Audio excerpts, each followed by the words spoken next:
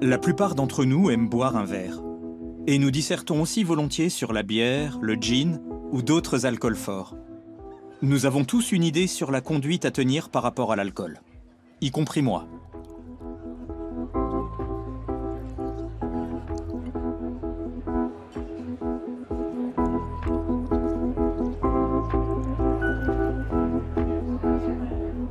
Pourtant, quand j'essaie de réduire drastiquement ma consommation pendant plusieurs mois, j'échoue lamentablement. Pourquoi est-ce si difficile de ne pas boire? Que savons-nous de l'alcool finalement?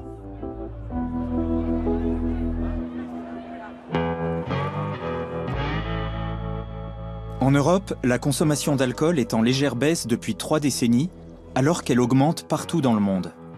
Le nombre d'alcooliques ne cesse de croître. Ils sont 140 millions à l'échelle mondiale, et la consommation d'alcool excessive est à l'origine d'environ 3 millions de décès par an. Alors, pourquoi l'alcool connaît-il un tel engouement? Comment se fait-il que nous occultions si bien ses dangers quand nous buvons?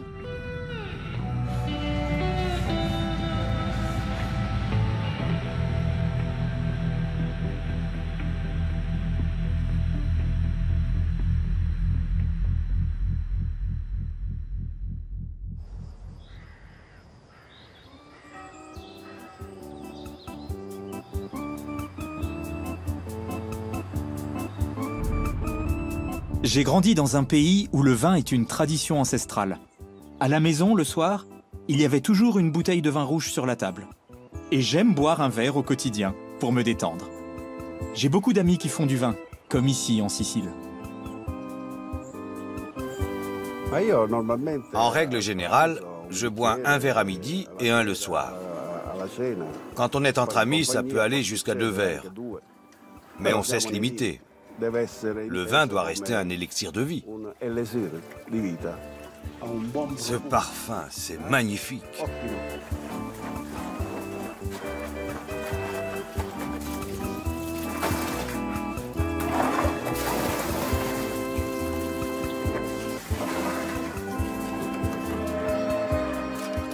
Je veux comprendre pourquoi nous buvons. Quels sont les effets de l'alcool sur le cerveau et sur l'organisme? Et pourquoi nous occultons si facilement ces dangers? Pour cela, je vais partir en voyage autour du monde pour rencontrer des buveurs, bien sûr, mais aussi des producteurs d'alcool, des psychologues et des médecins. L'alcool est une drogue extrêmement maligne. C'est une petite molécule qui se diffuse très rapidement et qui stimule ou qui inhibe tout un tas de régions du cerveau. Il inhibe les mécanismes de la responsabilité, de l'inquiétude et de l'anxiété, et donc on se relâche, on se sent joyeux. Mais on peut aussi faire des choses idiotes, et c'est parfois ce qu'on apprécie. Il agit de façon globale sur le cerveau. À petite dose, il met de bonne humeur, il atténue le stress et réduit l'angoisse. Mais plus on en prend, plus on va vers les problèmes d'ébriété et d'agitation. On peut dire que chacun des 200 milliards de neurones du cerveau sera affecté par l'alcool à un moment donné. Pour David Nutt, l'affaire est entendue, l'alcool est une drogue. Les viticulteurs vivent donc au milieu de champs de stupéfiants?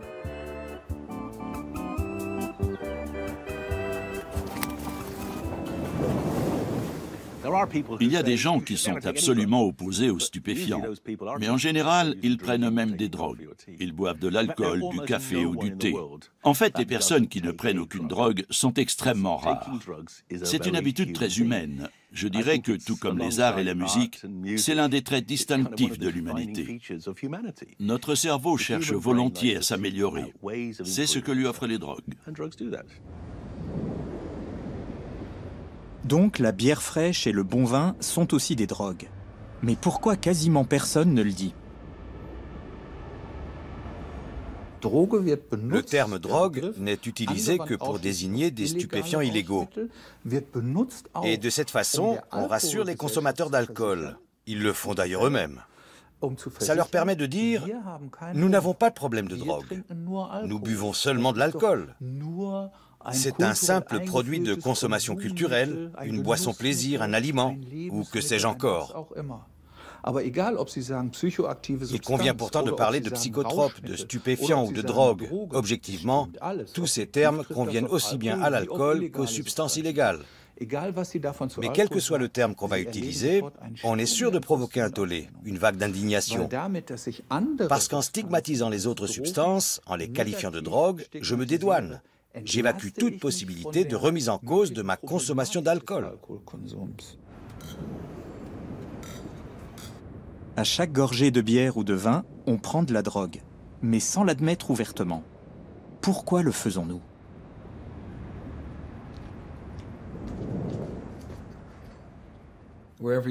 Toutes les cultures ont une façon de modifier l'état de conscience. Et si ce n'est pas au moyen de drogue, c'est par la respiration ou l'exercice physique. C'est peut-être lié à la conscience que nous sommes là pour un temps limité. On ne sait pas ce qui se passe après la mort. Mais quand même, on a ce désir d'accéder à d'autres dimensions du réel.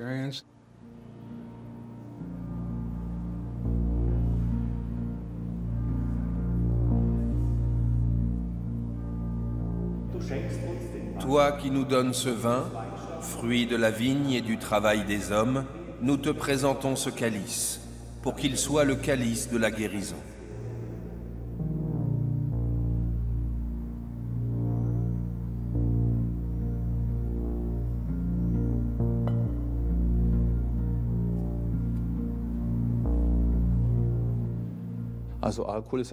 Nous vivons dans une société où on exige toujours davantage des individus.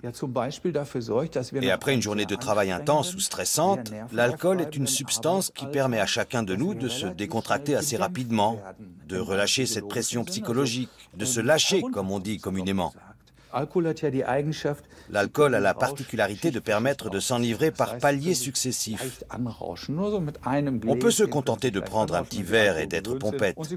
Mais ensuite, plus on boit, plus on va se désinhiber et on peut continuer ainsi par étapes jusqu'au coma éthylique. C'est une faculté culturelle qu'on acquiert très tôt en Allemagne.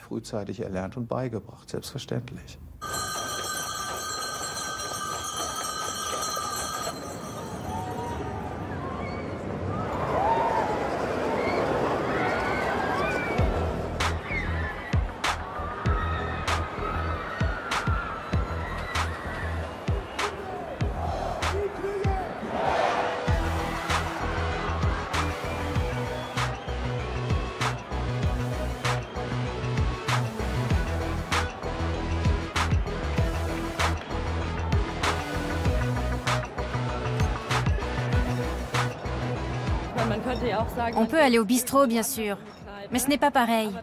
On a beaucoup plus d'inhibition, on a plus de mal à sortir de sa coquille.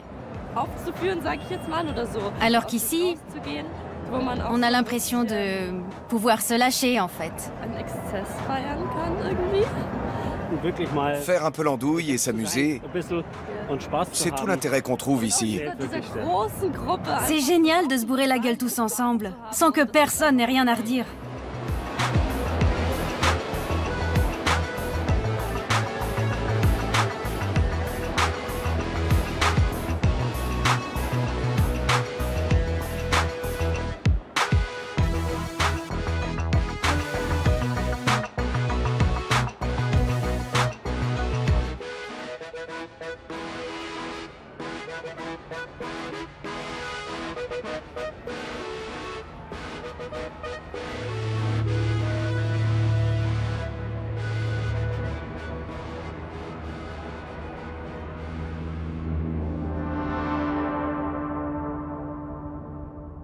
Le contexte social a sans doute plus d'importance que la drogue elle-même. Par exemple, si on boit de l'alcool dans un endroit romantique, avec de la musique douce, en présence de quelqu'un qui nous est cher, l'alcool peut conserver une fonction de détente et d'apaisement. Mais si l'on se trouve dans une zone de guerre, ou bien dans un environnement où règne l'agressivité et la violence, l'alcool peut stimuler autrement le cerveau, lui faire perdre ses inhibitions, et on peut faire des choses très dangereuses. L'alcool a une large gamme d'effets potentiels sur le cerveau.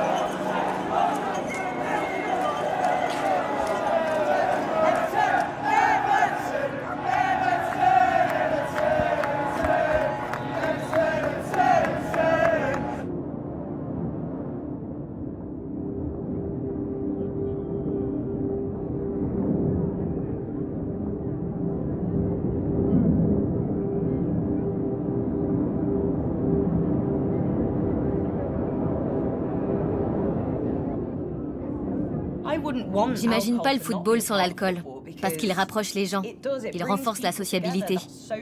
Tout le monde va au pub, on y retrouve les copains. C'est un peu comme si on appartenait à la même tribu. On discute, on se met dans cette ambiance très particulière de l'avant-match. On se laisse gagner par l'excitation. Je trouve que le football et l'alcool vont très bien ensemble. Ça permet de vivre plus intensément ces moments-là, de ressentir plus fort cette franche camaraderie.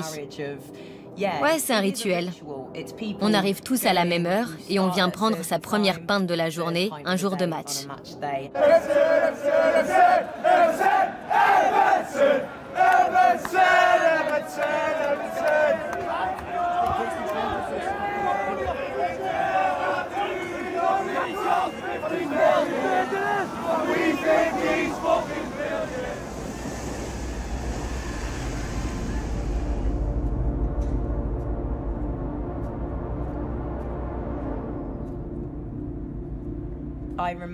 J'avais 14 ans et une amie avait organisé une fête chez elle. On était assez nombreux. Jusqu'à présent, on avait tous bu des boissons un peu alcoolisées à l'occasion et des trucs très légers. Mais je me souviens de ma première gorgée et de cette sensation de chaleur qui a envahi mon corps. Tout d'un coup, j'ai ressenti une sorte d'assurance, quelque chose de complètement nouveau et une grande énergie. Et je me suis dit, c'est moi ça me plaît. Et dès cette première fois, j'ai bu beaucoup plus que les autres et j'ai commencé à être saoule. J'ai eu toute une période comme ça, avec ma bande de copains. On avait 15, 16, 17 ans, on allait à des fêtes, et j'ai remarqué que c'était toujours moi qui me retournais la tête. J'allais jusqu'au trou noir. Je faisais et je disais des tas de choses, et le lendemain, j'avais aucun souvenir de ce qui s'était passé.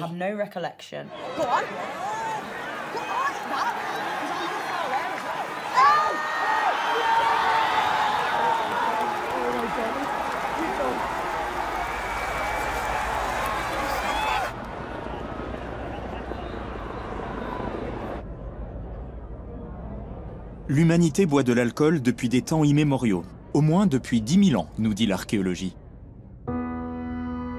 Mais la consommation a considérablement augmenté depuis l'industrialisation de la production. Tout d'un coup, on a pu se procurer de l'alcool partout et à toute heure. Aujourd'hui, le chiffre d'affaires annuel du marché mondial de l'alcool s'élève à 1 300 milliards de dollars, et il est en augmentation. Quelle est l'influence de cette industrie sur notre consommation ? Nous avons cherché à en discuter avec plusieurs grands groupes. Seul Carlsberg a bien voulu nous parler. On est en train de vivre un âge d'or de la bière. Et je ne dis pas ça à la légère, ni parce que je travaille dans ce domaine. Je ne suis pas brasseur, je suis un buveur, j'aime la bière. Aujourd'hui, le consommateur a plus de choix dans ce domaine qu'il n'en a jamais eu. Et je crois que la tendance va se poursuivre. Les gens vont tester davantage de choses, étendre leur registre et multiplier les occasions de consommer ce produit. Et cette révolution va toucher le monde entier.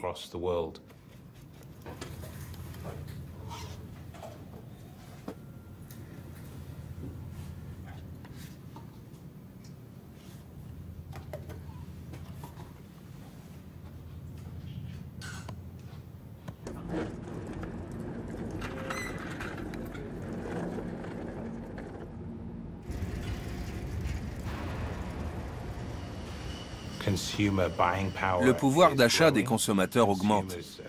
La curiosité envers les nouveaux produits se développe très rapidement. Et la révolution numérique nous permet de toucher des millions de consommateurs.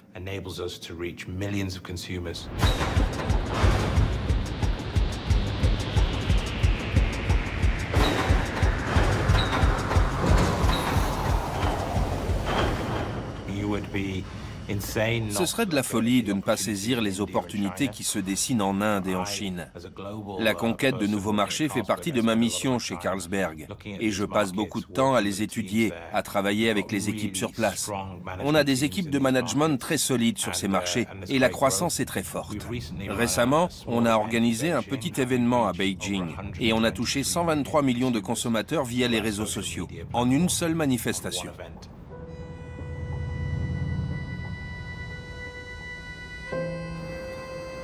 Les grands groupes consacrent des milliards de dollars par an à la publicité pour l'alcool. C'est une machinerie gigantesque, chez Carlsberg comme chez les autres.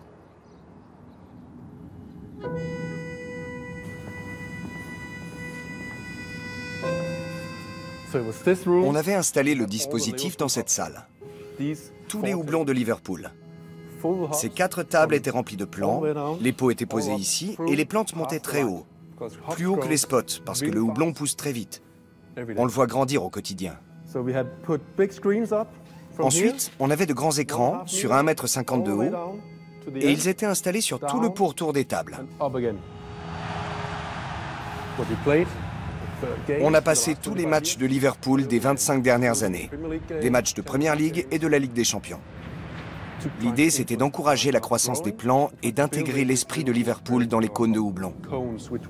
On les a ensuite récoltés et utilisés pour la production de bière, qu'on a vendue ou offerte aux fans de Liverpool.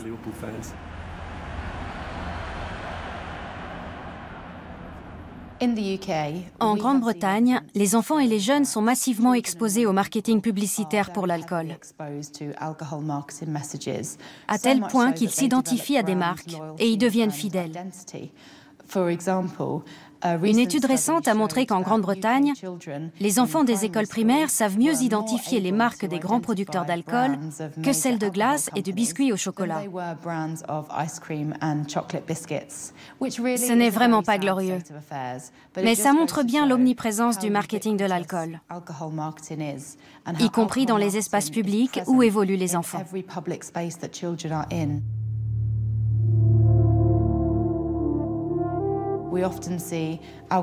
Dans les publicités pour boissons alcoolisées, on voit souvent des femmes hypersexualisées ou des hommes hyper masculins. Et ces messages contribuent à ancrer les stéréotypes de genre dans les jeunes esprits. Il y a aussi un nombre effarant de publicités pour l'alcool en ligne et sur les réseaux sociaux, qui sont bien sûr des espaces très prisés des enfants et des jeunes. Ce sont aussi des espaces extrêmement peu régulés, où l'on peut observer des pratiques commerciales bien plus subversives.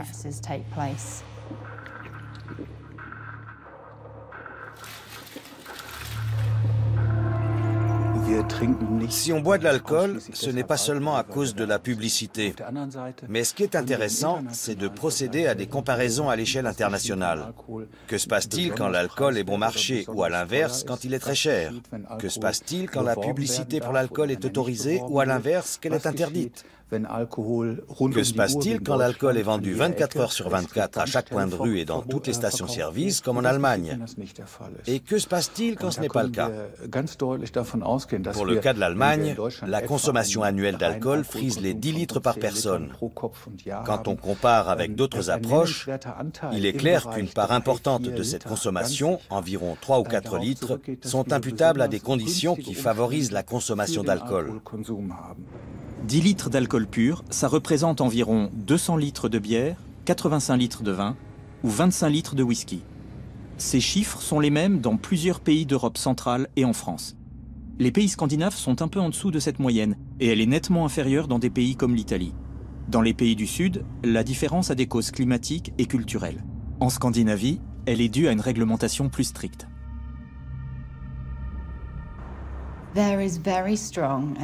Il existe des preuves incontestables dans le monde qui montrent que si on régule le prix de l'alcool, sa vente et sa promotion, on réduit très fortement ses méfaits au sein de la société.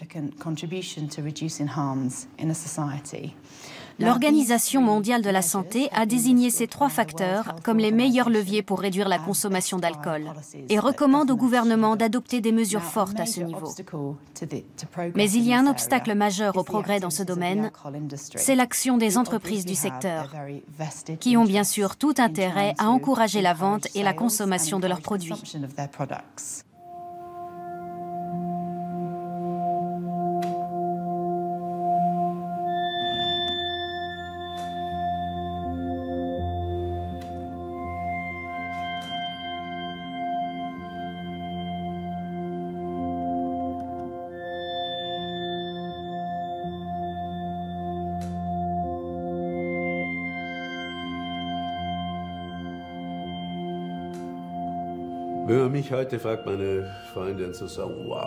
Quand mes amis ou des connaissances me disent Tu ne bois plus du tout depuis plus de 3 ans, comment tu fais? Moi, j'en serais incapable. Je réponds, je vais bien parce que je ne vais pas mal. L'abstinence ne m'a pas fait découvrir des choses qui rendraient ma vie plus belle, plus équilibrée, ou plus digne d'être vécue, comme le disent beaucoup de gens qui écrivent des livres sur leur histoire personnelle avec l'alcool. Depuis que je ne bois plus, j'ai découvert que la vie est belle. Ou bien, les couleurs et les odeurs, tout est bien plus beau. Pour moi, pas du tout.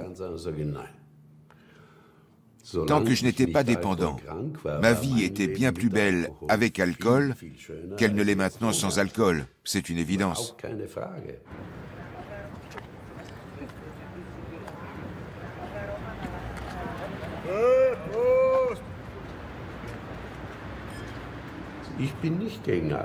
Je ne suis pas contre l'alcool, parce que j'en ai bien profité pendant une trentaine d'années, pour le plaisir et la bonne humeur qu'il me procurait, mais aussi comme stimulant. Et il ne m'a pas fait de mal. Je n'ai pas de lésion au foie. En revanche, la question de savoir pourquoi 10, 12, 15% des gens ne parviennent pas à maîtriser leur consommation et deviennent de gros buveurs, c'est une autre affaire. Ce n'est pas le fait de l'alcool en lui-même. Ce n'est pas l'alcool qui serait démoniaque ou qui serait une drogue. Ça vient de nous. Ça veut dire qu'il y a quelque chose en nous, dans notre psychisme, dans notre culture, dans nos habitudes sociales, qui n'a pas appris ou qui n'est pas capable d'empêcher au bon moment qu'on devienne alcoolique.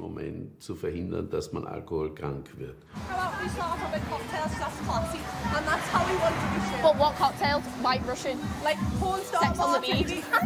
Espresso martini? No. No. Stay away from beer until the end of the night. Stay away from like Kopparberg and cider because like that's just going to make you go. Let's do a Jägerbomb. You have one drink and you do the shots as the side drinks. You have the shots as like the side. It's like the you have a starter. The starter's like the cocktail.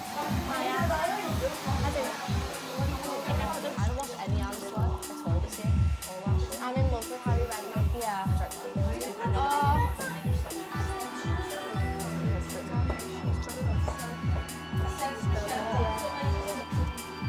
Je me sens toujours plus âgée que je ne suis. Quand j'avais 14 ans, j'avais l'impression d'en avoir 24. Et tu as quel âge?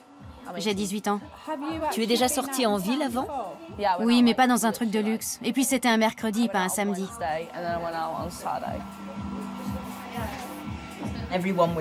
Tout le monde disait, c'est encore Sarah, elle est encore bourrée. J'imagine que les gens trouvaient ça marrant, et dans une certaine mesure, ça l'était. Mais à la longue, ça n'avait plus rien de drôle. J'ai commencé à en baver. Et je me suis demandé ce qui n'allait pas chez moi et pourquoi je ne pouvais pas boire comme tout le monde. Il m'arrivait de sortir assez décidée à ne prendre qu'un ou 2 verres. Je voyais mes amis le faire. Ils disaient, on va boire 2 bières ou 2 verres de vin et puis on rentre. Je les accompagnais, je voulais faire pareil. Sauf qu'après 2 verres, ils partaient et moi, je me disais, je rentre pas. Et je restais parce qu'il m'en fallait plus.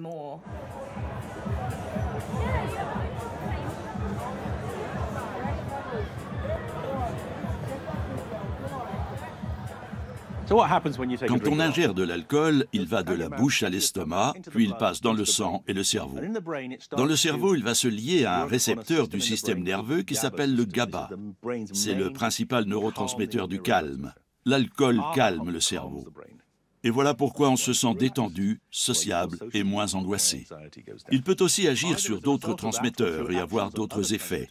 Il peut libérer de la dopamine, qui est notre démarreur interne. C'est ce qui explique que certains deviennent très animés, très enthousiastes quand ils boivent. L'alcool peut aussi libérer des endorphines, d'où sa capacité à atténuer la douleur. Il peut encore favoriser la sérotonine, le neurotransmetteur de la bonne humeur. Donc l'alcool a toute une série d'effets qui se déclenchent à mesure que sa quantité augmente dans le cerveau. Mais si on continue de boire, l'alcool se met à interagir avec le glutamate. C'est le neurotransmetteur qui nous tient éveillés, et l'alcool le neutralise. On va donc s'endormir quand on atteint un certain niveau d'alcoolisation. Puis on va se retrouver anesthésié, et enfin, on peut mourir. Parce que si on bloque trop le glutamate, on cesse de respirer.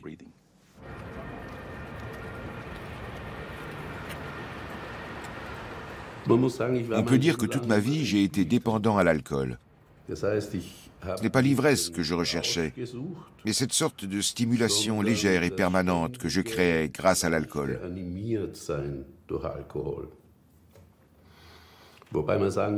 Il est clair que l'alcool est à la fois puissant et versatile. Au cours d'une même journée, il y a différentes phases ou étapes dans l'alcool, et on peut l'utiliser de plusieurs façons. Par exemple, il peut nous stimuler, nous doper. Dans des moments de stress, il peut nous rassurer. Et quand on doit écrire des textes assez longs ou monter des films en salle de montage, il nous permet d'aplanir les difficultés ou de nous détendre.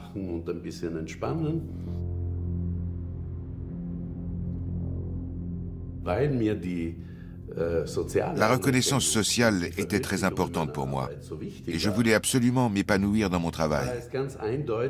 Donc il n'était pas question de prendre le moindre risque. L'alcool ne devait en aucune façon influer sur mon travail ou en diminuer la qualité. Mais peu à peu, ma consommation a augmenté. Et un jour, j'ai pris conscience que je n'avais plus de prise sur la situation. Les gens extérieurs, mes collègues, mon entourage, personne n'a vu ce qui m'arrivait. C'était peut-être parce que je n'étais pas seul dans mon cas. J'étais entouré de personnes qui étaient à la limite entre la boisson plaisir et le comportement à risque. Moi, j'appartenais déjà à la deuxième catégorie. Il m'est arrivé plusieurs fois par semaine de vider une petite bouteille le soir tout seul, avant d'aller me coucher, pour me calmer et pour pouvoir dormir.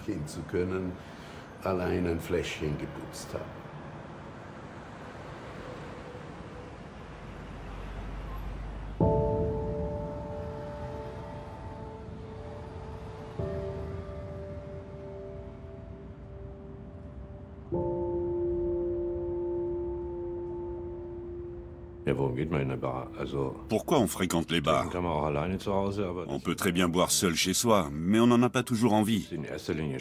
C'est d'abord un fait social, je dirais. C'est un peu comme un port. Où qu'on soit, on peut s'y abriter et on s'y sent plus ou moins en sécurité. C'est un endroit coupé du reste du monde.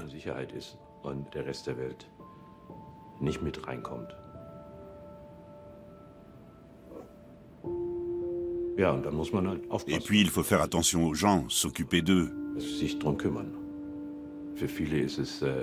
Beaucoup boivent d'abord pour se calmer. Et ensuite, ils vont aller ailleurs pour se changer la tête.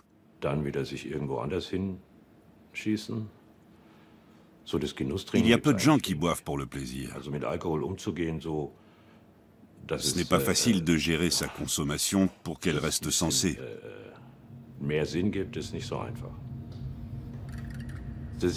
Être complètement sous, ce n'est pas vraiment de l'ivresse. L'ivresse, c'est autre chose.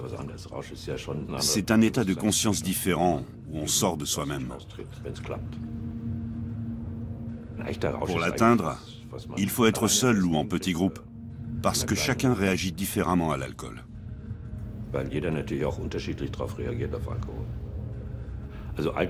À l'origine, l'alcool a sans doute joué un rôle important dans un contexte spirituel ou religieux, comme la plupart des drogues.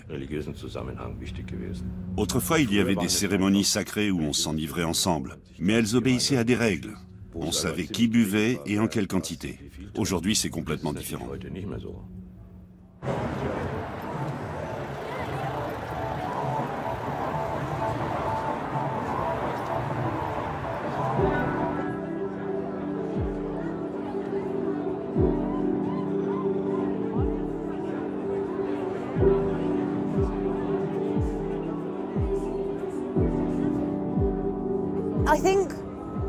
Pour résumer mon rapport personnel à l'alcool, quand j'ai commencé à boire, je me suis rendu compte qu'il me suffisait de prendre un verre pour que toutes les tensions, toutes les choses qui se passaient dans ma tête, l'angoisse, les craintes, les soucis, toutes les choses négatives s'évanouissent. On fait la fête et tout ce qui vous empoisonne la vie n'a plus aucune importance. Donc on veut prolonger ce sentiment, rester dans cette zone où plus rien ne peut nous toucher. Et plus on se met dans cet état, plus on veut y rester et plus on boit. J'étais comme ça. Dès que j'avais bu un verre, je me sentais différente. J'avais envie de reproduire cette sensation, de la faire durer au maximum. Je restais avec n'importe qui. Je me faisais des amis ou des connaissances pour pouvoir rester au pub et continuer à boire.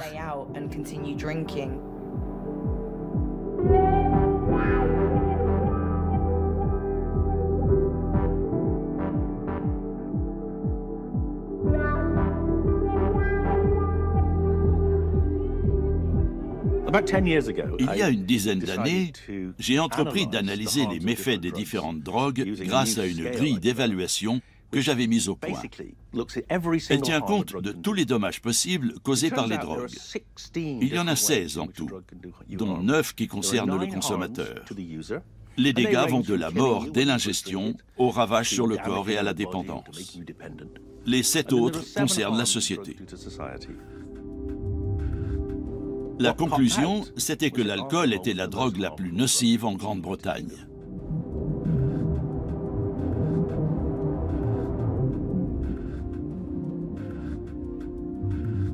Beaucoup ont trouvé ça ridicule. Alors on a monté un groupe de 30 experts européens issus de 20 pays. On a refait l'analyse et on est arrivé au même résultat. En Europe, l'alcool est la drogue la plus néfaste de toutes. Et la raison, c'est qu'en comparaison des autres drogues, l'alcool cause des dommages énormes à la société. Il est responsable d'un grand nombre des accidents de la circulation, d'abus sexuels, de maltraitance des enfants, etc. Et il entraîne des dépenses exorbitantes en matière de santé publique et de police. Quand j'ai dit aux hommes politiques que la prévention contre la drogue devait se concentrer sur l'alcool, ils étaient très embêtés. Parce qu'évidemment, le secteur des alcools est extrêmement puissant. Il agit en permanence en coulisses pour influencer les décideurs. Et j'ai été renvoyé de mon poste de conseiller principal du gouvernement pour avoir dit que l'alcool était la plus nocive des drogues. La production de boissons alcoolisées est bien ancrée dans de nombreuses régions d'Europe. À Bruxelles et dans toutes les capitales du continent, de puissants lobbies défendent les intérêts des producteurs d'alcool.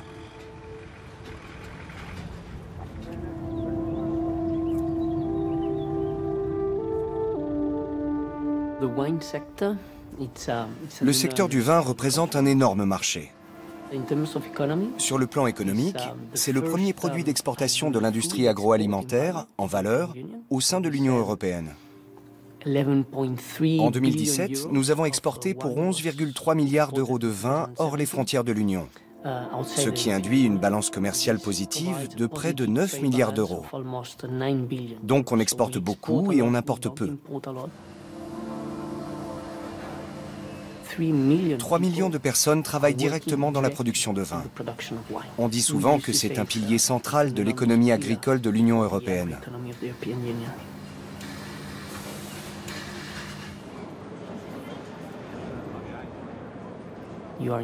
Qu'on soit en Chine, au Brésil ou au Nigeria, quand on achète du vin, on n'achète pas seulement le produit en lui-même, mais aussi son image. C'est un produit qui a de l'élégance, qui est associé à la gastronomie, qui est raffiné. Il véhicule tous ces éléments culturels.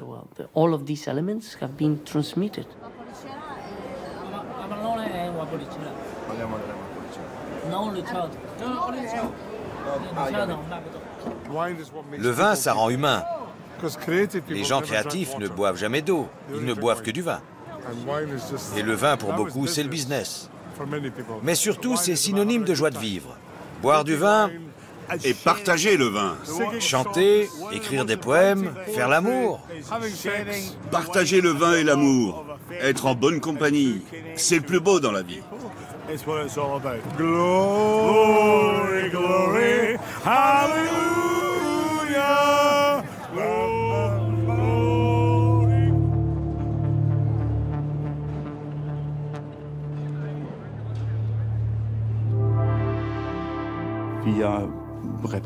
En Europe, nous représentons environ 1 million d'emplois directs dans le secteur de la production et de la vente.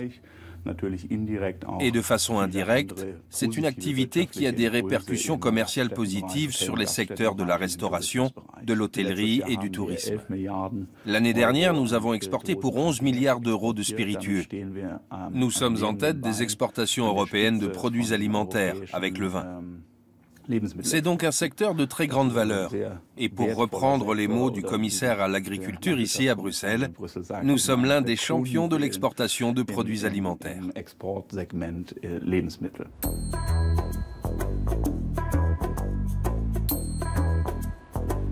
Pour en apprendre un peu plus sur le succès à l'export des spiritueux européens, je me rends au Nigeria, un marché en expansion dans le commerce mondial de l'alcool.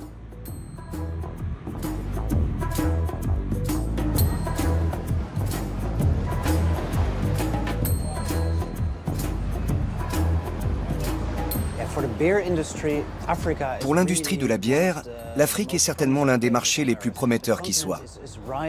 C'est un continent qui monte. Dans de nombreux pays, l'économie se porte mieux qu'il y a 15 ou 20 ans. Les classes moyennes sont en progression et de plus en plus de gens ont de l'argent à dépenser.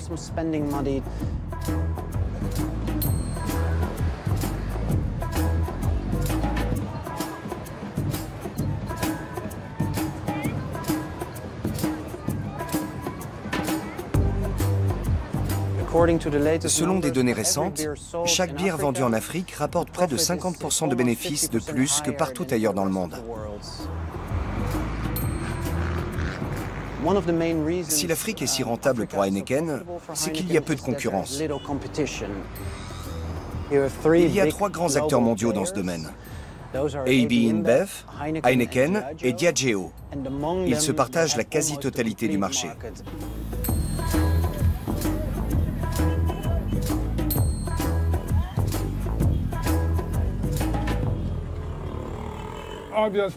Il est certain que l'Afrique intéresse l'industrie de l'alcool. Ici, personne ne contrôle ce qu'elle fait. Et le marché est en croissance. Un pays comme le Nigeria compte près de 200 millions d'habitants à l'heure actuelle. C'est ce qu'on appelle une terre d'opportunité pour les intérêts commerciaux.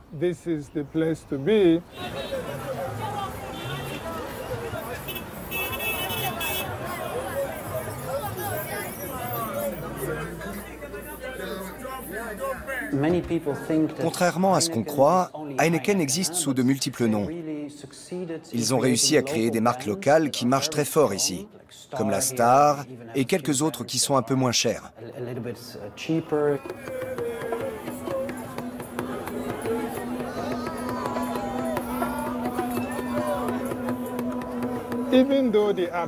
L'abstinence est supérieure à 50% dans la plupart des pays, peut-être même dans tous les pays du continent, sauf en Afrique du Sud. Pourtant, si on regarde le nombre actuel de buveurs d'alcool et les quantités qu'ils consomment, on voit que les pays africains figurent en bonne place, voire au-dessus de nombreux autres pays. C'est bien le problème. Quand on boit, c'est pour se saouler.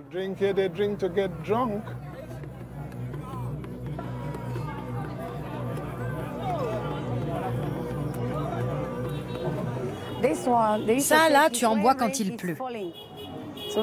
Quand ils en achètent, la pluie disparaît. C'est immédiat. C'est bon pour le corps.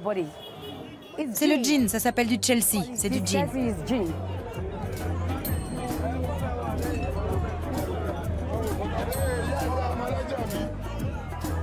Au Nigeria, comme dans de nombreux autres pays d'Afrique, il n'existe pas de réglementation destinée à interdire la consommation d'alcool en dessous d'un certain âge ou à limiter sa vente. La consommation par personne a doublé depuis les années 1960.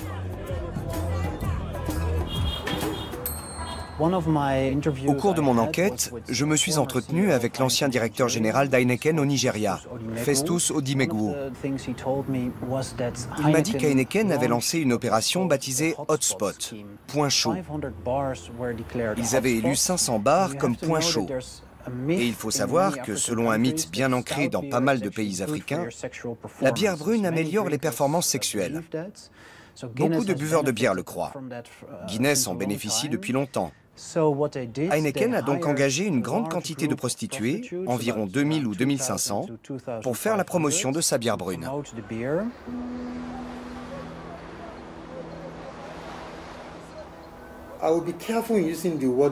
Je ne parlerai pas tout à fait de prostituées.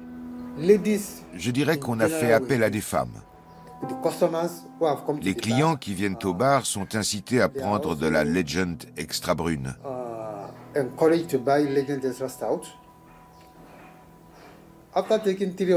Après 2 ou 3 bouteilles, ils sont pompettes. Ils peuvent choisir n'importe quelle femme qui est là en service. Ils louent une chambre pour 1 heure. Ils s'amusent un peu et ils reviennent dans le bar. Et la fille aussi. Une fois au bar, l'homme commande une autre bouteille, ou 2, et il choisit une autre fille. Et la fille choisit elle aussi quelqu'un d'autre. Les filles sont payées pour le service rendu. C'est ce qu'elles font de toute façon, elles se vendent aux hommes. Donc c'est une bonne opération pour elles aussi. C'est du gagnant-gagnant. En ce qui me concerne, ça me pose un problème d'ordre moral. Ce n'est pas quelque chose que j'encouragerais.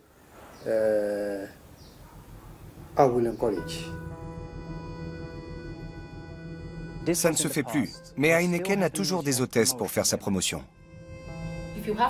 Si on veut travailler pour Heineken, il faut avoir des formes, sans être grosse. La plupart du temps, ils recrutent des filles directes, des filles qui n'ont pas froid aux yeux et qui sont capables de convaincre. Il ne suffit pas d'être jolie, il faut aussi être assez déluré pour vendre la marque aux clients. Les clients les traitent comme des prostituées. Ils les touchent, ils leur mettent la main aux fesses, sur le corps. Ils disent des choses du genre « tu es trop mignonne ». Ils vont faire des réflexions graveleuses et peuvent même carrément tenter de les violer. Il faut penser au salaire. On a besoin de cet argent, alors on regarde ailleurs pour pouvoir affronter une nouvelle journée de boulot.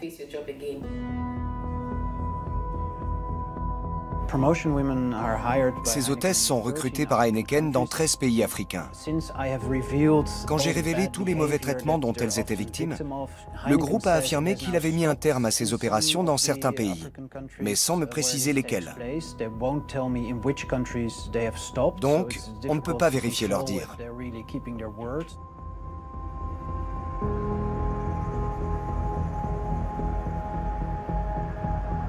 Malgré nos relances, Heineken n'a pas voulu nous accorder d'entretien au sujet de sa politique commerciale en Afrique. L'histoire de Heineken en Afrique est représentative du comportement de l'industrie de l'alcool sur l'ensemble du continent. D'après ce que j'ai vu, observé et lu sur le sujet, c'est vraiment un cas d'école.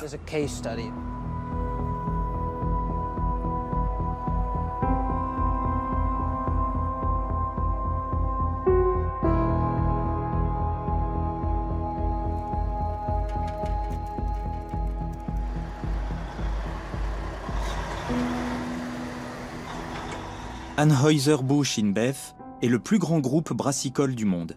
Il nous a interdit de filmer à l'intérieur de ses tentes lors de l'Oktoberfest.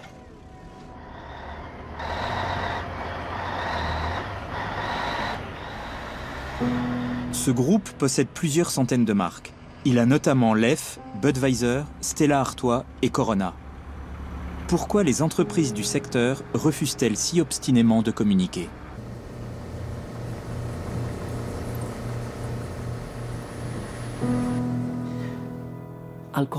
Le problème, c'est l'alcool et la santé.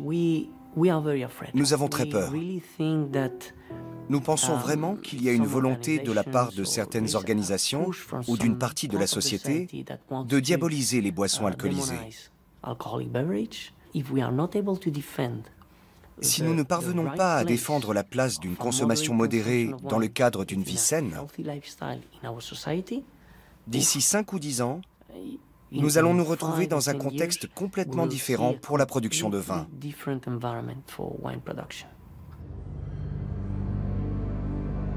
En Allemagne, le gouvernement fédéral voulait formuler différents objectifs sanitaires, dont la réduction de la consommation d'alcool. Le processus a duré plusieurs années et il a été massivement influencé en sous-main par l'industrie de l'alcool. On le sait grâce aux documents qui ont été divulgués. Les producteurs d'alcool ont tenté d'infléchir certaines mesures, voire de les bloquer. Ils ont même été jusqu'à essayer de modifier la définition même de l'objectif. Ils voulaient supprimer l'objectif même de réduction de la consommation d'alcool. Ces producteurs, notamment la Fédération allemande des brasseurs, ont toujours dit « Nous sommes favorables à la prévention pour ce qui est de l'alcool, et nous en faisons d'ailleurs nous-mêmes, tant qu'elle ne nuit pas à notre chiffre d'affaires. » Pour finir, la discussion sur la réduction de la consommation d'alcool est restée en suspens en Allemagne, et cet objectif sanitaire n'a pas été adopté. Les travaux de réflexion ont été abandonnés.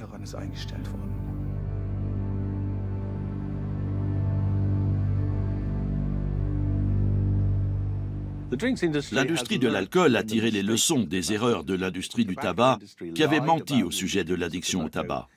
Le mensonge a été dévoilé et sa compétence scientifique a été complètement discréditée.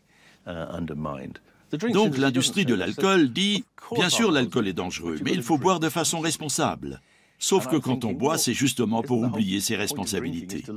Combien de gens vont se dire « Mince, je suis en train de devenir irresponsable, il faut que j'arrête de boire ». Mais on est déjà ivre quand on se dit ça. Ils sont très malins. Ils ne nient pas les méfaits du produit. Ils disent seulement que c'est votre faute si vous buvez de façon irresponsable.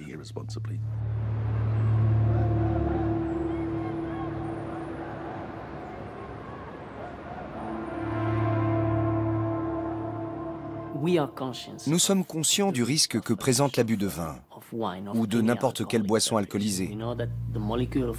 Nous savons que la molécule d'alcool est addictive. Nous connaissons des gens qui ont souffert de l'alcool. Nous savons que c'est une réalité, on ne peut pas fermer les yeux. Mais nous pensons que si la consommation s'intègre dans une vie normale, avec une culture du vin, les risques d'addiction sont minimes.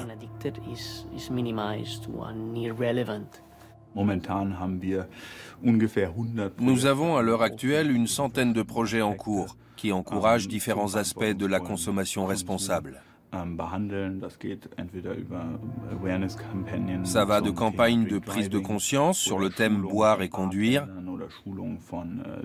à des formations destinées aux barman ou aux employés de supermarchés pour ne pas vendre d'alcool aux mineurs ou à des clients qui ont déjà trop bu. En Grande-Bretagne, des analyses ont montré que 68% des bénéfices enregistrés par les fabricants d'alcool, soit les 2/3, proviennent des consommateurs qui dépassent le seuil recommandé pour réduire les risques. Par conséquent, si tous les buveurs du pays suivaient l'avis du gouvernement pour réduire le risque de problèmes de santé, ça représenterait un manque à gagner d'environ 13 milliards de livres par an pour l'industrie de l'alcool britannique.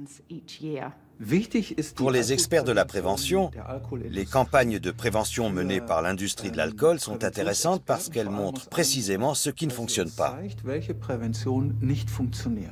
Ces opérations ne sont pas faites pour porter leurs fruits, mais pour faire semblant d'agir. Et d'ailleurs, en général, leurs résultats ne sont pas évalués.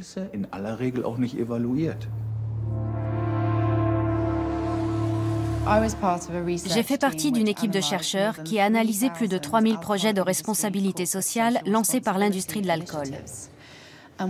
Il s'est avéré que l'écrasante majorité de ces projets n'avaient absolument aucune efficacité et n'utilisaient pas de techniques d'évaluation fiables pour mesurer leur impact. De plus, les marques des boissons sont omniprésentes. Pour moi, la majorité de ces projets sont de simples prolongements du marketing et on peut les considérer comme des pratiques commerciales intéressées. Grâce à elles, les grandes multinationales de l'alcool se ménagent les faveurs des hommes politiques. Elles simulent l'exemplarité. Elles font croire qu'elles dépensent leur argent pour une bonne cause, alors qu'en fait, elles protègent leurs bénéfices et s'assurent qu'on ne prendra aucune mesure de santé publique.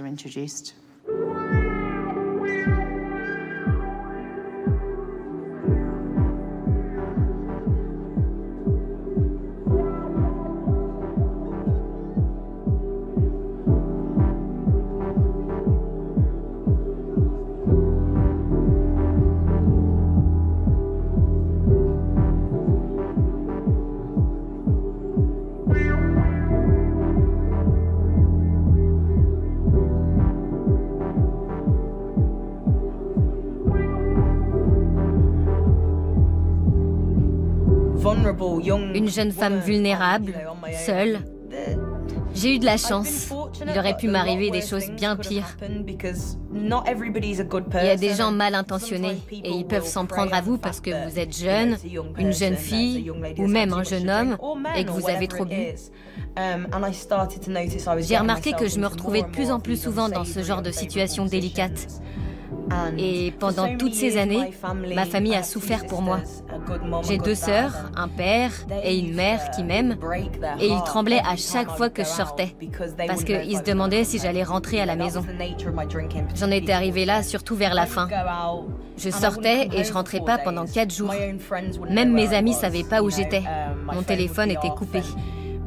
Un jour, et ça je m'en souviendrai toujours, ma petite sœur a dit qu'elle était allée avec mon père dans le champ à côté de la maison pour voir s'il n'y avait pas mon corps.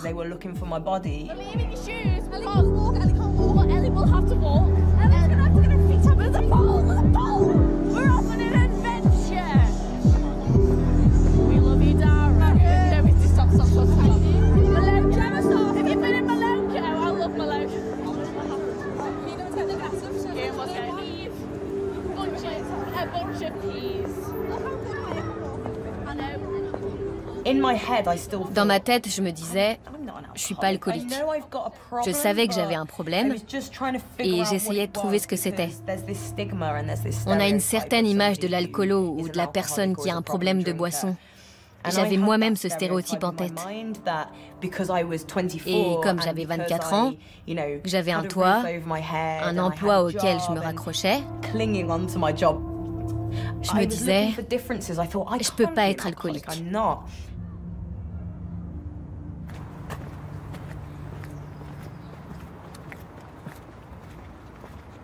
Je travaillais dans une petite boutique à l'époque. Il y avait une cliente qui venait souvent au magasin et on discutait.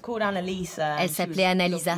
C'était quelqu'un de très gentil, une belle femme qui parlait bien, toujours d'un calme olympien. Je me sentais proche d'elle. J'allais pas assez bien pour bosser, mais je me forçais à y aller parce que j'en avais besoin. Mais j'étais en vrac. Je tremblais, j'étais à côté de mes pompes. J'avais peur, j'étais angoissée, déprimée, j'allais pas bien. Cette dame est entrée dans la boutique et je me souviens m'être dit que j'étais contente de la voir parce qu'elle était apaisante. Elle est arrivée à la caisse avec ses achats et elle m'a demandé « Comment allez-vous ?» J'ai répondu « Je vais pas bien, j'ai très peur, je pense que j'ai un problème, il faut que j'aille aux alcooliques anonymes. » Et là, je me suis demandé pourquoi j'avais dit ça, parce que jusque-là, ça m'avait jamais traversé l'esprit. Et cette dame si classe, qui parlait si bien, qui était si bien habillée, avec son joli sac à main et tout, elle m'a dit « Je suis sevrée depuis 6 ans, je peux vous donner mon numéro pour en discuter, on pourrait aller à une réunion ensemble. » Et c'est ce que j'ai fait. J'ai noté son numéro. Parce que je me suis dit, elle n'a pas l'air d'une paumée. Et elle me dit qu'elle boit plus, qu'elle a décroché. Ça m'a décidé à aller voir ça de plus près.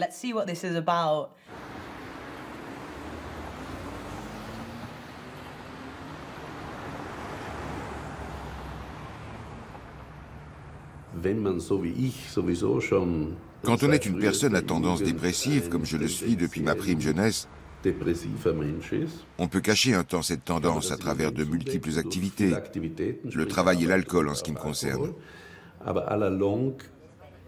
Mais à la longue, ça ne fait qu'amplifier le problème, parce que l'alcool est une substance qui favorise les dépressions.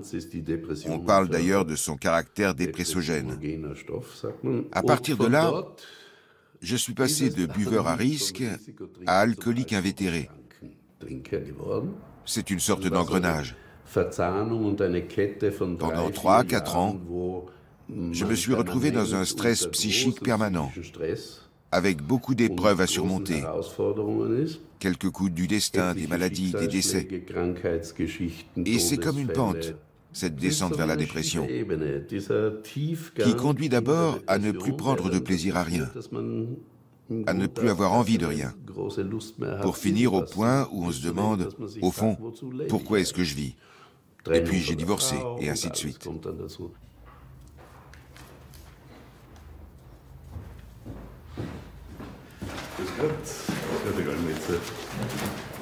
Bitte kommen Sie mit mir, Sie kennen den Weg. Wir wissen leider nicht, Malheureusement, nous ne savons pas à quel moment on devient alcoolique. Je donnerais cher pour pouvoir dire à quelqu'un « Vous pouvez boire encore jusqu'au 16 janvier et après il faudra faire attention. Il faudra arrêter parce qu'à partir du 17 ou du 18 janvier, vous serez alcoolique. » Ce n'est pas aussi simple malheureusement. Nous savons que certaines personnes ont plus de risques de franchir ce pas vers la dépendance. Et ce n'est pas leur personnalité qui est en cause, comme on l'a longtemps cru. On sait aujourd'hui qu'il n'existe pas de personnalité de type dépendant au sens d'une prédisposition qui nous permettrait de comprendre pourquoi on devient toxicomane. Ce sont de tout autres facteurs qui entrent en jeu. La très forte consommation d'alcool, la consommation régulière et surtout la consommation d'alcool en raison de son effet. Dans ces cas-là, on ne boit pas par plaisir, on boit en vue d'un effet psychique. Il y a un deuxième mécanisme qui vient s'ajouter à cette fatalité, c'est le phénomène d'accoutumance. Je vais avoir besoin de plus en plus d'alcool pour obtenir le même effet. Et c'est en quelque sorte la porte d'entrée vers l'alcoolisme.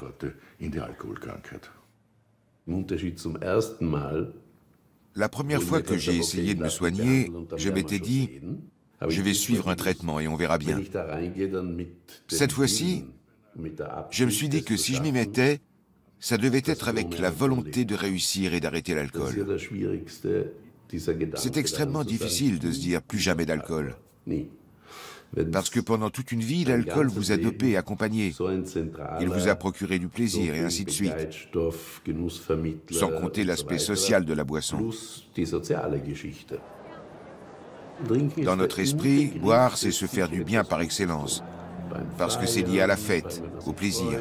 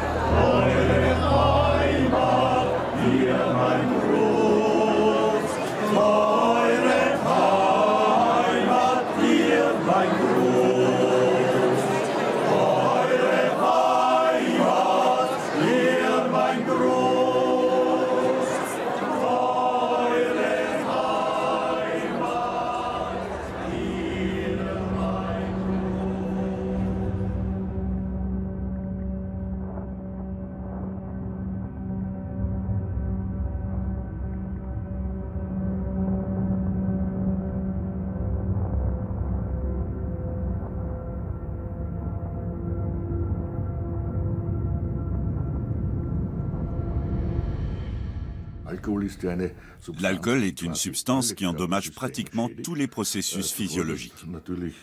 D'abord le système digestif, avec des lésions du foie, du pancréas, de l'estomac, des intestins. Mais il endommage aussi le système cardiovasculaire, la peau, et puis le système nerveux bien évidemment, aussi bien le cerveau que les nerfs. Et il produit même des lésions au niveau des os, des œdèmes osseux. L'alcool atteint presque toutes les parties du corps, lorsqu'on en consomme à forte dose.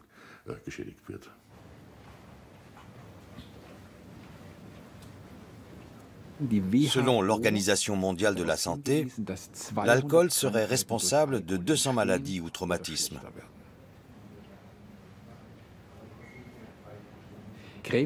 Le cancer est fortement favorisé par la prise excessive d'alcool.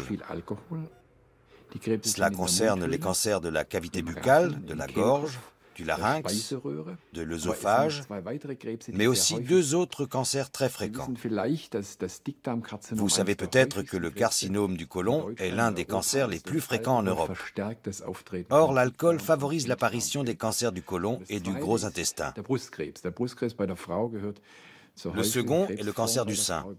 C'est l'une des formes de cancer les plus fréquentes chez la femme, et l'alcool le favorise. Les jeunes filles qui commencent à boire de l'alcool à 13, 14, 15 ou 16 ans présentent un risque nettement plus élevé de développer un cancer du sein 20 ou 30 ans plus tard.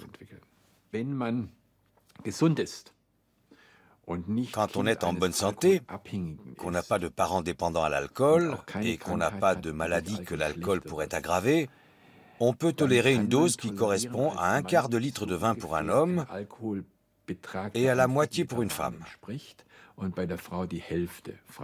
Les femmes sont beaucoup plus sensibles à l'alcool, pour une série de raisons qui sont encore l'objet de discussions. Si on reste en deçà de ces valeurs, on peut dire qu'on est dans la fourchette à faible risque. Mais le risque est là. En France, 8% des 18-75 ans ont un comportement à risque et l'Union européenne compte 23 millions de personnes dépendantes à l'alcool. C'est infiniment plus que les drogues illégales. Depuis quelques années, ces chiffres sont globalement stables. Ils sont en baisse chez les hommes. En revanche, ils augmentent fortement et régulièrement chez les femmes.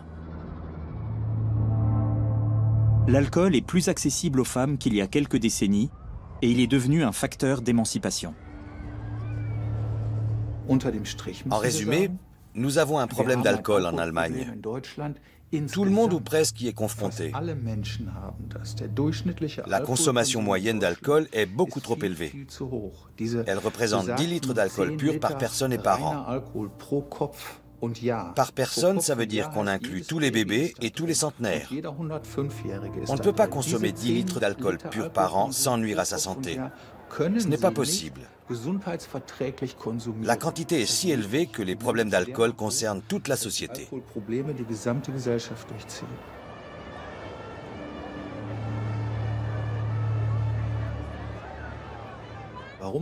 Pourquoi le gouvernement est-il si favorable à l'alcool alors que les recettes fiscales sont très faibles et les dépenses de santé énormes? De fait, les coûts induits par l'alcool sont environ 10 fois plus élevés que les recettes des taxes sur l'alcool. Ces recettes sont de l'ordre de quelques milliards, alors que les coûts se montent à plusieurs dizaines de milliards, au moins 20. En général, on avance le chiffre de 40 milliards.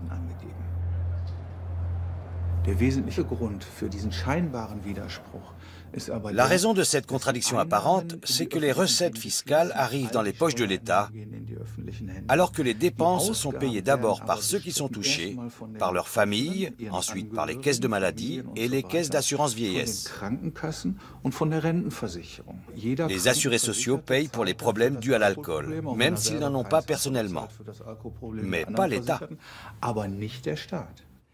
Les dépenses sont à long terme, les recettes fiscales sont immédiates. Si on restreint la vente d'alcool, on perd des recettes fiscales en quelques jours.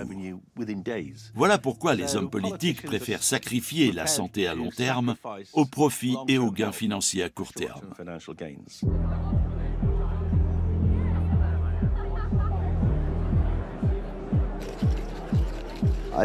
J'ai passé 20 ans de ma vie à vendre une drogue qui détruit des vies.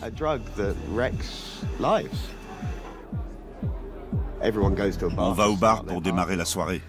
Donc, quand on est barman, on donne le départ de la fête. Et pour ça, qu'est-ce qu'on fait? On offre une tournée.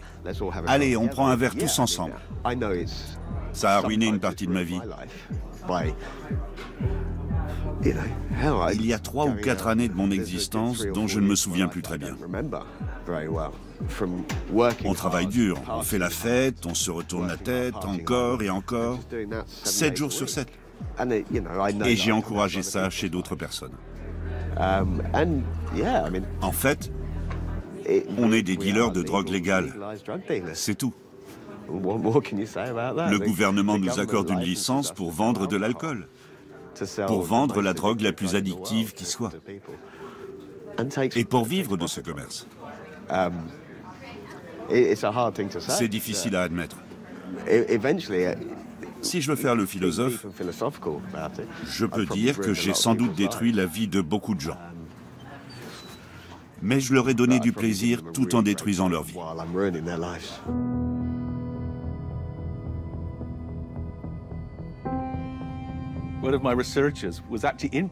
Un jeune membre de mon équipe avait un ami qui travaillait au Parlement. Et cet ami l'a emmené à une soirée là-bas. Elle avait lieu sur l'une des grandes terrasses qui dominent la Tamise. Et c'était une fête open bar. Diageo fournissait à boire à tous ceux qui se trouvaient là. Mon étudiant était stupéfié. Il regardait les députés et leurs assistants qui buvaient. Il y avait là plusieurs rédacteurs en chef de journaux nationaux et tout le monde était ivre. Mon étudiant a demandé « C'est la fête pour Noël ?» Il pensait que ça se produisait une fois par an. Son ami lui a répondu « Non, ils font ça toutes les 2 semaines. Diageo organise des fêtes open bar au Parlement. On peut y boire autant qu'on veut. Qui va s'opposer à l'industrie de l'alcool si elle lui permet de boire à l'œil tous les 15 jours ?»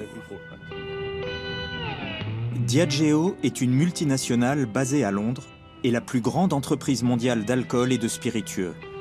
Elle est aussi très présente en Afrique, par exemple avec la bière Guinness. Le point aveugle qui permet d'occulter le caractère nocif de l'alcool n'est pas le fruit du hasard.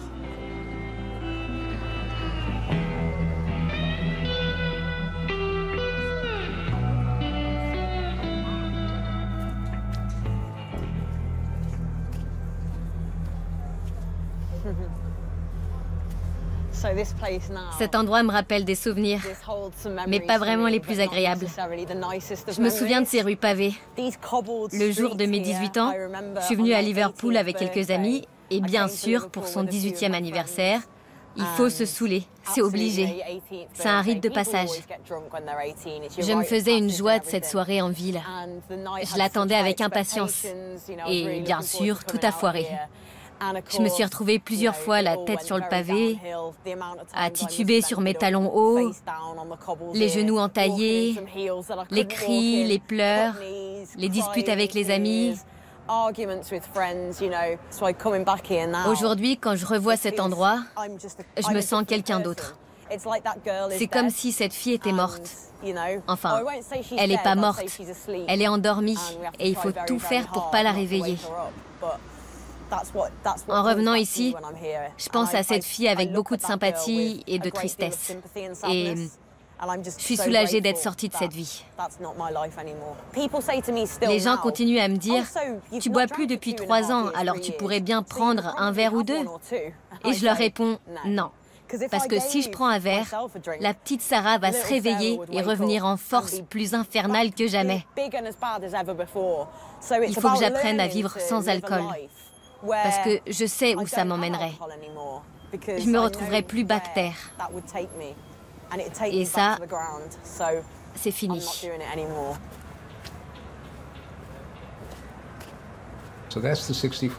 C'est la question à 1 million. Qu'y a-t-il de mieux que la drogue? Il faut trouver quelque chose qui satisfait le besoin d'excitation, d'imaginaire ou de détente, mais qui soit aussi socialement gratifiant. Voilà le secret.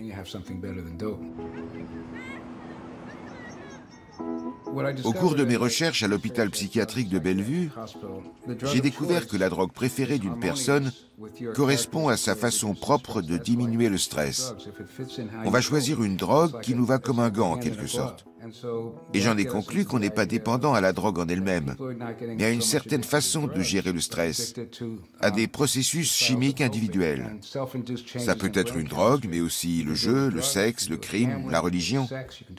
Il existe un tas de façons de modifier les processus chimiques du cerveau.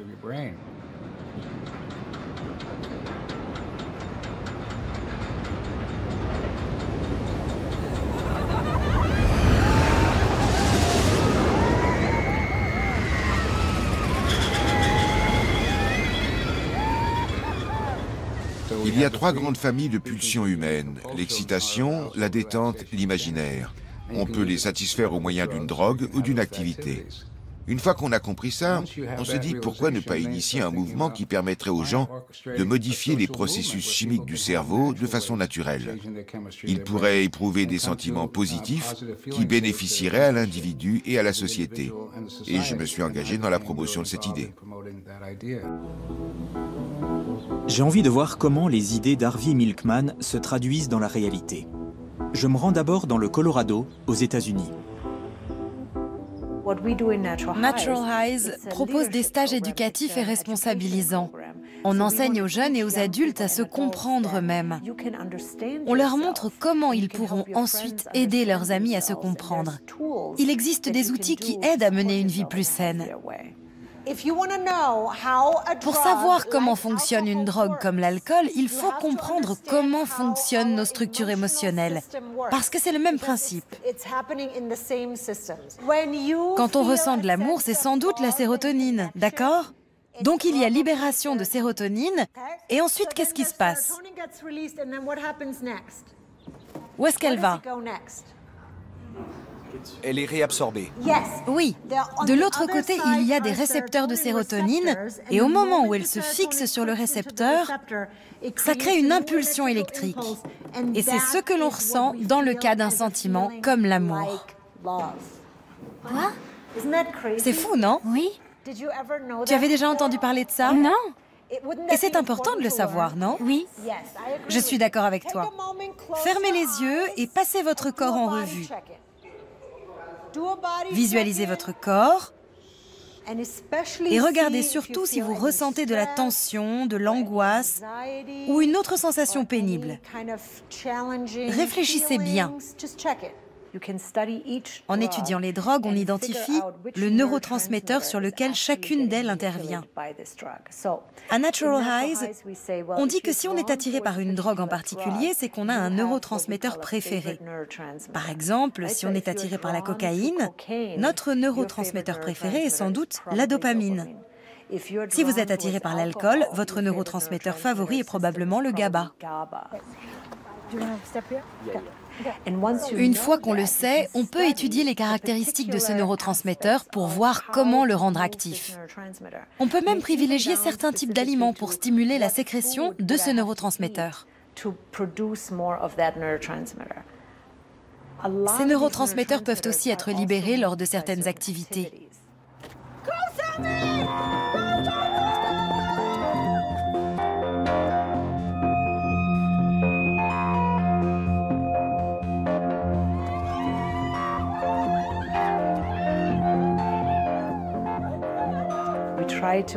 On essaie de monter des expériences dans lesquelles les enfants peuvent libérer eux-mêmes un tel neurotransmetteur. Je possède déjà en moi tout ce dont j'ai besoin. Les drogues ne font que copier les précieuses substances chimiques qui font qu'on se sent bien. C'est complètement dingue. Tout a l'air tellement plus net.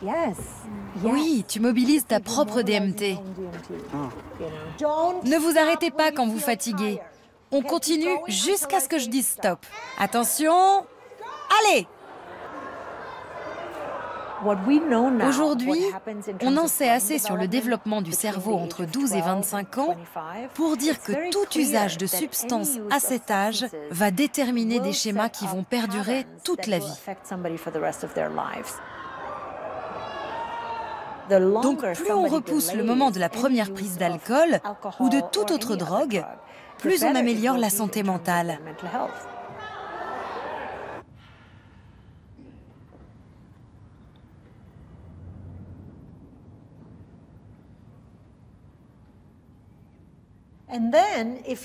Si vous êtes d'accord, on va faire une petite expérience sur le GABA. Le GABA est libéré naturellement quand on se sent bien dans notre peau. Il est favorisé par le toucher et le sentiment de sécurité. Donc voilà ce qu'on va faire. Là, tel que vous êtes, allongé, on peut créer une sorte de grande toile d'araignée. Et si vous vous sentez prêt et si vous le souhaitez, vous pouvez toucher une autre personne. Si vous ne voulez pas le faire, vous restez dans votre espace. On ne peut pas dire que l'ivresse naturelle est du même ordre que les effets de la drogue. Ce serait mentir. Si les gens prennent de la drogue, c'est justement pour ses effets puissants et prolongés. Mais le cerveau n'est pas vraiment conçu pour ça. L'extase prolongée est une impossibilité neurologique. Elle cause toutes sortes de problèmes, parce que le cerveau résiste à cette dose massive de dopamine dans les centres du plaisir, les noyaux accumbens.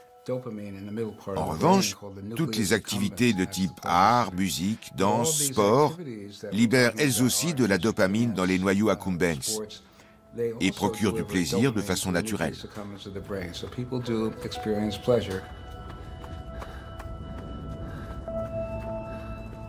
Depuis plus de 20 ans, l'Islande a mis en place un modèle de prévention ambitieux. Il s'agit de changer de manière durable les habitudes de boisson de tout un pays, à commencer par les jeunes. On avait un vrai problème avec le binge drinking, la cuite express. Il était très courant de commencer à boire vers 13 ans. La consommation d'alcool, de tabac et de cannabis augmentait depuis des années. Il y avait un sentiment d'urgence. Il fallait faire quelque chose. Je me suis rendu compte qu'on était tous des enfants d'alcooliques. Le projet était mené par des gens très motivés. Et tous les partis politiques se sont engagés en faveur de l'idée. C'était typiquement islandais de boire jusqu'à la mort. Mais on ne voit plus ça aujourd'hui. Et c'est tant mieux.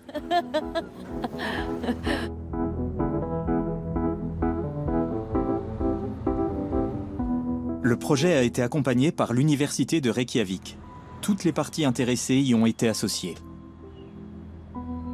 Les chercheurs, les décideurs et les praticiens qui travaillent avec les enfants et les adolescents se sont réunis pour mettre au point une nouvelle approche. Il fallait avant tout s'appuyer sur des données. Les questionnaires mesurent les facteurs de risque et de protection chez les jeunes. Voilà celui qu'on va lancer la semaine prochaine. Il sera distribué dans tous les établissements pour les 16-20 ans. On a identifié les facteurs majeurs de risque et de protection. Et on a tenté d'agir sur ces facteurs.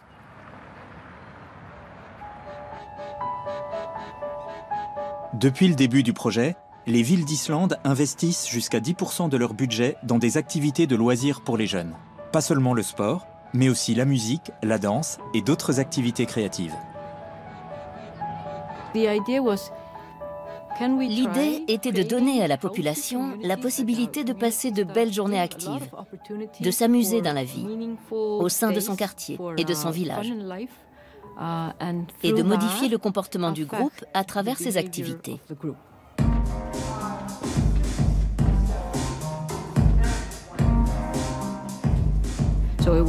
L'objectif, ce n'était pas de modifier les mentalités individuelles, mais celles de l'ensemble de la population, et par ce moyen de modifier le comportement des adolescents.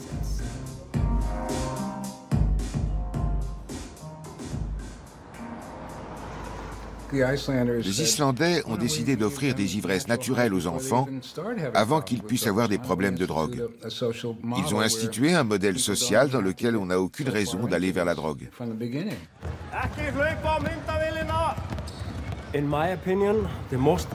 Pour moi, le plus important dans l'éducation des enfants d'Islande, c'est d'en faire des individus solides, qui par la suite feront du sport, ou tout simplement seront des membres actifs de la société. Donc on met l'accent sur l'implication de tous. On veut que tout le monde soit capable de jouer, qu'il soit bon ou pas. On donne la même chance à chacun. Et notre entraînement ne porte pas seulement sur la technique du sport. On veut aussi entraîner le mental.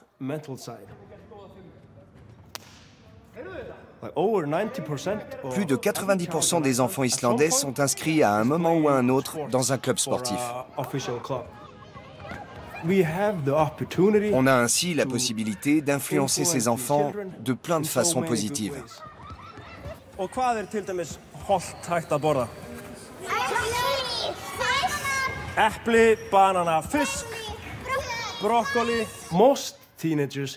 La plupart des adolescents finissent par essayer l'alcool. Mais grâce au sport, on peut retarder ce moment au maximum. Je crois que ça fait partie intégrante de l'esprit d'équipe.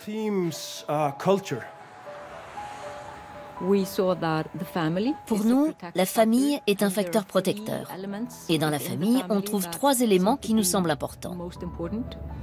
Un soutien affectif, c'est-à-dire l'assurance qu'on peut avoir le soutien de ses parents en cas de besoin. Une surveillance positive. Est-ce que vous savez où sont vos adolescents le samedi soir et avec qui? Et le 3e facteur essentiel, c'est la quantité de temps passé ensemble. Avant, ce n'était pas très répandu en Islande. On se plaisait à croire qu'il ne fallait pas passer trop de temps avec ses enfants. On parlait plutôt de moments privilégiés. On pensait qu'il suffisait de passer 1 heure par week-end avec ses enfants. Mais ce n'est pas aussi simple. Plus on passe de temps avec eux, mieux c'est.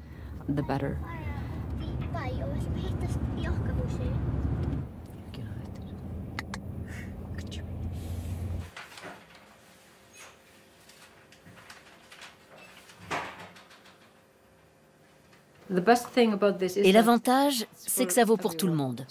C'est l'idée qu'il faut un village pour élever un enfant. Ça facilite la tâche des parents.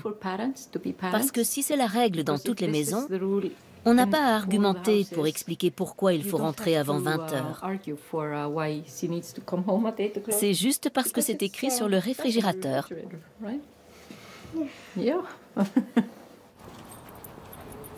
Les rondes de parents, c'est-à-dire les groupes de parents qui sillonnent un quartier, ça renforce le sentiment d'appartenance à la communauté. On s'assure que personne n'est dehors en état d'ébriété tard le soir.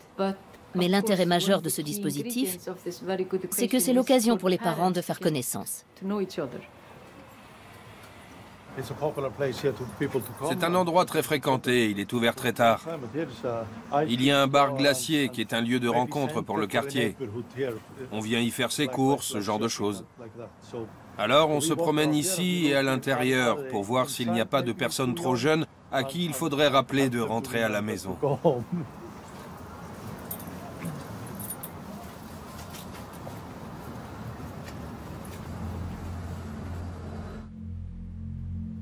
En Islande, la publicité et le marketing pour l'alcool sont complètement interdits. Et la vente de boissons alcoolisées est le monopole de quelques magasins d'État.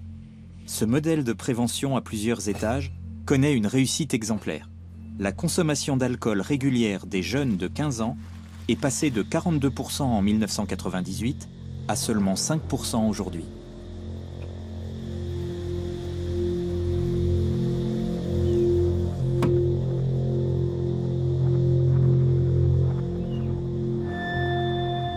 Le modèle islandais montre que c'est à tous les gouvernements de réduire la consommation d'alcool de la population.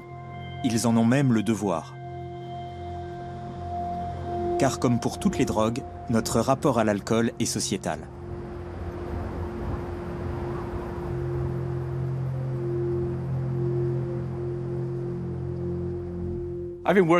Je travaille depuis 20 ans dans le domaine des politiques en matière de drogue.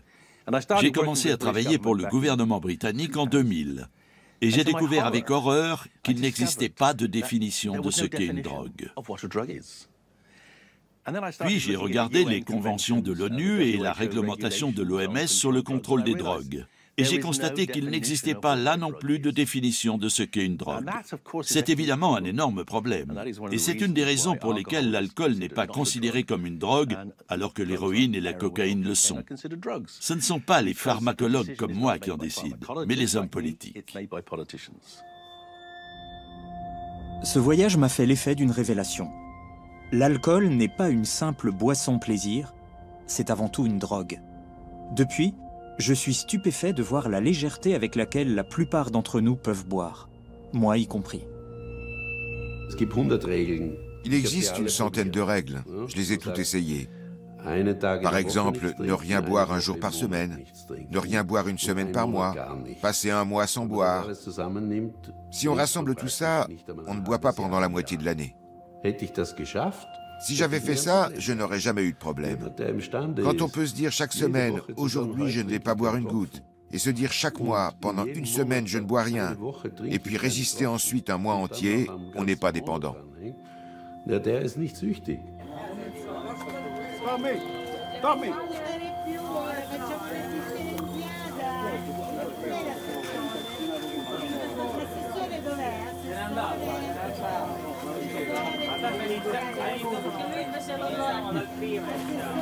Ragazzi, qua un altro goccetto, vai.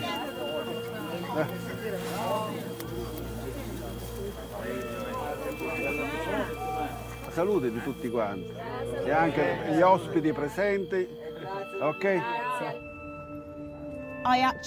J'ai mis mon alcoolisme sur le compte d'un tas de choses. D'abord le fait que j'étais homosexuelle et que j'avais peur de le dire. Puis je l'ai dit, mais j'ai pas pour autant arrêté de boire. Ensuite, j'ai cru à des traumatismes dans mon enfance, alors qu'en fait, j'avais une jeunesse assez privilégiée par rapport à beaucoup d'autres. Je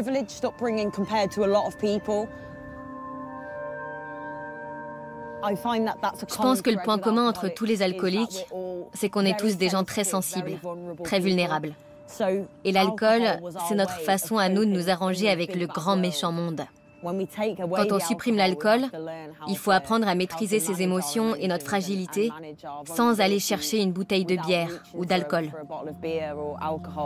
C'est ce que j'apprends à faire, jour après jour, à m'améliorer, à être plus forte, pour me construire un mur défensif contre l'alcool.